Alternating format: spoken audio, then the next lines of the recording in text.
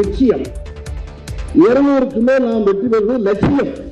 சென்னை சைதாப்பேட்டையில் திமுக சார்பில் நடைபெற்ற கபடி போட்டி பரிசளிப்பு விழாவில்தான் நடிகர் வடிவேலு பஞ்சு வசனம் பேசி விளையாட்டு மேடையை அரசியல் மேடையாக்கினார். முதலமைச்சர் மு க ஸ்டாலின் பிறந்தநாளை முன்னிட்டு நடந்த மகளிர் கபடி போட்டியின் இறுதிப் போட்டியில் பரிசு வென்ற அணிகளை பாராட்டி பேசிய வடிவேலு மகளிருக்கான சிறப்பான திட்டங்கள் திமுக ஆட்சியில் தொடங்கப்பட்டதாக கூறினார். ஏன்னா இப்படி பெண்களுக்கு அருமையான விஷயத்தை பண்ண நம்ம கட்சி தான். அதாவது சொத்துல முதற்கொண்டு ஐயா கலைஞர் ஐயா என்ன பண்ணாரு, அது ஒன்று போதுங்க, அது ஒரு விஷயம் போதும். வரும் தேர்தலில் 200 தொகுதிகளில் திமுக கூட்டணி வெல்லும் என்றும் குறிப்பிட்டார். தேர்தலுக்கு பிறகு பல நிகழ்வுகள் நடக்க உள்ளதாக கூறிய வடிவேலு எம்ஜிஆர் நடித்த அரச கட்டளை திரைப்படத்தின் பாடலை பாடி ரசிக்க வைத்தார். வேட்டையாடு விளையாடு விருப்பம் போல விளையாடு வீரமான நடையை போடு.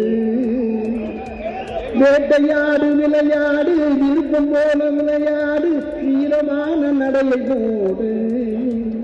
நீ வெற்றி என்னும் கடலில் ஆடு. இன்னும் வெற்றி பெற்றிருப்போம். தமிழ்நாட்டில் வரும் 11ஆம் தேதி வரை வெப்பநிலை 2 டிகிரி செல்சியஸ் வரை உயரக்கூடும் என வானிலை ஆய்வு மையம் தெரிவித்துள்ளது. தமிழ்நாட்டில் அதிகபட்ச வெப்பநிலை படிப்படியாக உயரும் என்று வானிலை ஆய்வு மையம் தெரிவித்துள்ளது. தமிழ்நாடு மற்றும் புதுச்சேரியில் ஒரு வாரத்திற்கு மழைக்கு வாய்ப்பில்லை என்றும் வறண்ட வானிலையே நிலவும் என்றும் குறிப்பிடப்பட்டுள்ளது. எனினும் 9 மாவட்டங்களில் வரும் 11ஆம் தேதி வரை அதிகாலை வேளையில் பனிமூட்டம் நீடிக்கும் என்றும் தெரிவித்துள்ளது. அதன்படி நீலகிரி, திண்டுக்கல், சேலம், ஈரோடு, கிருஷ்ணகிரி ஆகிய மாவட்டங்களிலும், தருமபுரி, திருப்பத்தூர், வேலூர் மற்றும் ராணிப்பேட்டை ஆகிய மாவட்டங்களிலும் அதிகாலை வேளையில் மிதமான பனிமூட்டம் நிலவும் என்று குறிப்பிடப்பட்டுள்ளது. சென்னையில் வானம் ஓரளவு மேகமூட்டத்துடன் காணப்படும் என்றும் அதிகாலை வேளையில் லேசான பனிமூட்டம் காணப்படும் என்றும் வானிலை மையம் கணித்துள்ளது. தமிழ்நாட்டில் வரும் 11ஆம் தேதி வரை அதிகபட்ச வெப்பநிலை இயல்பை விட 2 டிகிரி செல்சியஸ் வரை உயரக்கூடும் என்று வானிலை ஆய்வு மையம் தெரிவித்துள்ளது. தமிழக சட்டப்பேரவை பட்ஜெட் கூட்டத்தொடர் வரக்கூடிய 17ஆம் தேதி தொடங்கும் என்று சபாநாயகர் அப்பாவு அறிவித்துள்ளார். தொடர்பாக நெல்லை மாவட்ட ஆட்சியர் அலுவலகத்தில் சபாநாயகர் அப்பாவு செய்தியாளர்களை சந்தித்தார். அப்போது 2026-2027 ஆண்டுக்கான இடைக்கால நிதிநிலை அறிக்கையை வரக்கூடிய 17ஆம் தேதி நிதியமைச்சர் தங்கம் தென்னரசு தாக்கல் செய்வார் என்று அறிவித்தார். அமைச்சர் மாண்புமிகு தங்கம் தென்னரசு அவர்களால் அன்றைய தினம் சட்டமன்றத்திலே அந்த இடைக்கால நிதிநிலை அறிக்கை வாசித்து அளிக்கப்படும். சட்டப்பேரவை நிகழ்வுகள் முழுவதையும் நேரடியாக ஒளிபரப்பு செய்ய நடவடிக்கை எடுக்கப்படுவதாகவும் சபாநாயகர் அப்பாவு கூறினார். முடிந்த அளவுக்கு நேரலையில் தான் பெருகிட்டு இருக்கு. முழுமையாட்டு எல்லாத்துக்கும் என்ன செய்யணும், இந்திய கூட்டணிக்கு 0 தான் கொடுக்க வேண்டும் என முதலமைச்சர் மு க ஸ்டாலின் சூளுரைத்துள்ளார். விருதுநகர் அருகே கல்குறிச்சியில் நடைபெற்ற திமுகவின் தென்மண்டல இளைஞரணி மாநாட்டில் உரையாற்றிய அவர் தமிழ்நாட்டிற்கு பாஜக அரசு எதையும் செய்யவில்லை என்றார். கொடுங்கன்னு கேட்கிறோம். ஆனா அவங்க நமக்கு கொடுத்தது என்ன? வெறும் 0. அப்ப நாமளும் அவங்களுக்கு எலெக்ஷன் அதே தானே திருப்பி கொடுக்கணும்.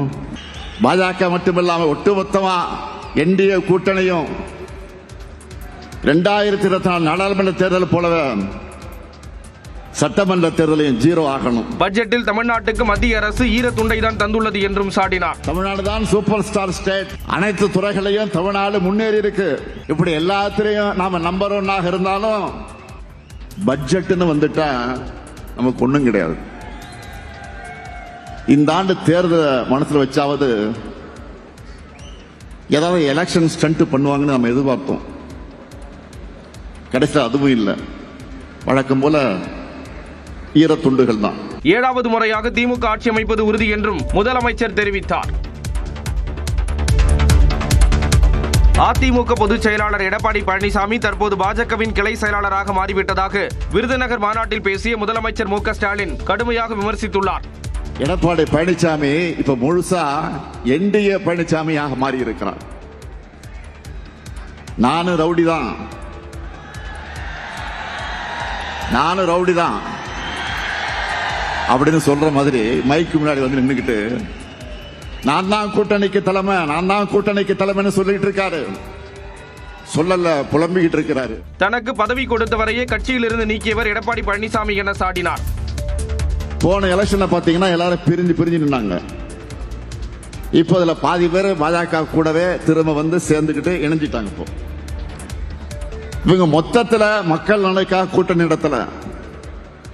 இவங்களுக்குள்ள ஒரு மியூசிக்கல் சேர் தான் விளையாடுவாங்க. அது மாதிரி மியூசிக்கல் சேர் விளையாடிக்கிட்டு இருக்காங்க. இதுவரை அடைந்த தோல்வியை விட மிகப்பெரிய தோல்வியை பாஜகவும் சுயநலத்துக்காக சுயமரியாதை விட்டு டெல்லிக்கு சேவகம் செய்யக்கூடிய அடிமை அதிமுக அடைய போகுது. பாஜகவிடம் அடிமையாகி தமிழ்நாட்டை அடமானம் வைக்க எதிரிகள் துணிந்துவிட்டனர் என்றும் முதலமைச்சர் கூறினார். அரசு முறை பயணமாக மலேசியா சென்ற பிரதமர் நரேந்திர மோடிக்கு உற்சாக வரவேற்பு அளிக்கப்பட்டது. மலேசிய பிரதமர் அன்வர் இப்ராஹிமின் அழைப்பை ஏற்று பிரதமர் நரேந்திர மோடி 2 நாள் பயணமாக மலேசியா சென்றுள்ளார். கோலாலம்பூர் விமான நிலையத்தில் பிரதமர் மோடியை மலேசிய பிரதமர் அன்வர் இப்ராஹிம் ஆற தழுவி வரவேற்றார்.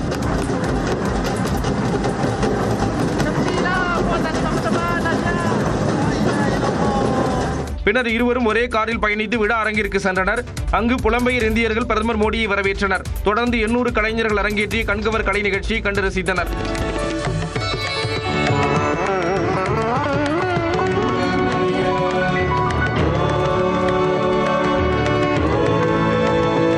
தொடர்ந்து மேடையில் பேசிய பிரதமர் மோடி கலை நிகழ்ச்சியை வியந்து பாராட்டினார். We have just seen our record-setting cultural performance.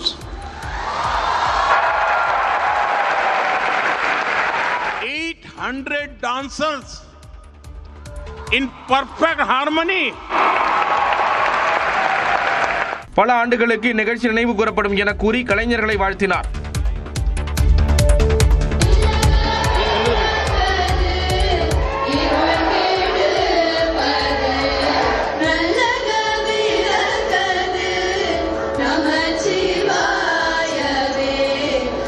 மலேசிய தலைநகர் கோலாலம்பூரில் வரவேற்பின் போது தேவார பாடலை கேட்டு கைத்தட்டி பிரதமர் வாழ்த்து தெரிவித்தார்.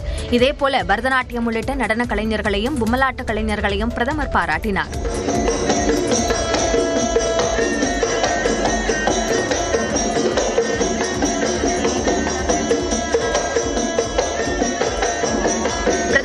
நடனமாடியது மிகுந்த மகிழ்ச்சி என கர்நாடகாவின் பாரம்பரிய யக்ஷகானா நடன கலைஞர் மகிழ்ச்சி தெரிவித்தார். 800 people dancing on one stage in front of Narendra Modi. It's a great deal for us and I'm very proud of it. விழாவில் மலேசியாவின் பாரம்பரிய நடன நிகழ்ச்சிகளையும் பிரதமர் கண்டுகளித்தார். உலகிற்கு இந்தியா அளித்த பரிசு தமிழ் என கூறிய பிரதமர் நரேந்திர மோடி தமிழர்கள் பல்வேறு துறைகளில் சாதனை படைத்து வருவதாக குறிப்பிட்டார். மலேசிய தலைநகர் கோலாலம்பூரில் நடைபெற்ற நிகழ்ச்சியில் புலம்பெயர் இந்தியர்கள் மத்தியில் உரையாற்றிய அவர் தமிழின் பெருமைகளை எடுத்துரைத்தார். Tamil is India's gift to the world. Tamil literature is eternal and Tamil culture is global. தங்கள் திறமையால் தமிழர்கள் உலகம் முழுவதும் சேவையாற்றி வருவதாக குறிப்பிட்ட பிரதமர் மத்திய அமைச்சரவையில் இடம்பெற்றுள்ள தமிழர்களை பட்டியலிட்டார். And I proudly say India's Vice President Thiru C.P. Radhakrishnan ji, our Foreign Minister Dr. Jaishankar ji, Finance Minister Nirmala Sitharaman ji, who has presented our budget 9 times, Dr. Murugan, our Minister of State for Information and Broadcasting, they are from Tamil Nadu. மலேசிய பிரதமர் அன்வர் இப்ராஹிம் எம்ஜிஆர் பாடல்களை விரும்பி கேட்பவர் என கூறிய பிரதமர் Modi Malaya பல்கலைக்கழகத்தில் திருவள்ளுவருக்கு இருக்கை நிறுவப்பட்டுள்ளதையும் குறிப்பிட்டார். 200 நிச்சயம், 200க்கு மேல் நாம் வெற்றி பெறுவது லட்சியம். சென்னை சைதாப்பேட்டையில் திமுக சார்பில் நடைபெற்ற கபடி போட்டி பரிசளிப்பு விழாவில்தான் நடிகர் வடிவேலு பஞ்சு வசனம் பேசி விளையாட்டு மேடையை அரசியல் மேடையாக்கினார். முதலமைச்சர் மு க ஸ்டாலின் பிறந்தநாளை முன்னிட்டு நடந்த மகளிர் கபடி போட்டியின் இறுதிப் போட்டியில் பரிசு வென்ற அணிகளை பாராட்டி பேசிய வடிவேலு மகளிருக்கான சிறப்பான திட்டங்கள் திமுக ஆட்சியில் தொடங்கப்பட்டதாக கூறினார். ஏன்னா இப்படி பெண்களுக்கு அருமையான விஷயத்தை பண்ண நம்ம கட்சி தான். அதாவது சொத்துல முதற்கொண்டு ஐயா கலைஞர் ஐயா என்ன பண்ணாரு, அது ஒன்று போதுங்க, அது ஒரு விஷயம் போதும். வரும் தேர்தலில் 200 தொகுதிகளில் திமுக கூட்டணி வெல்லும் என்றும் குறிப்பிட்டார். தேர்தலுக்கு பிறகு பல நிகழ்வுகள் நடக்க உள்ளதாக கூறிய வடிவேலு எம்ஜிஆர் நடித்த அரச கட்டளை திரைப்படத்தின் பாடலை பாடி ரசிக்க வைத்தார். வேட்டையாடு விளையாடு விருப்பம் போல விளையாடு வீரமான நடையை போடு, வேட்டையாடு விளையாடு விருப்பம் போல விளையாடு வீரமான நடையை போடு, நீ வெற்றி என்னும் கடலில் ஆடு. இன்னும் வெற்றி பெற்றிருப்போம்.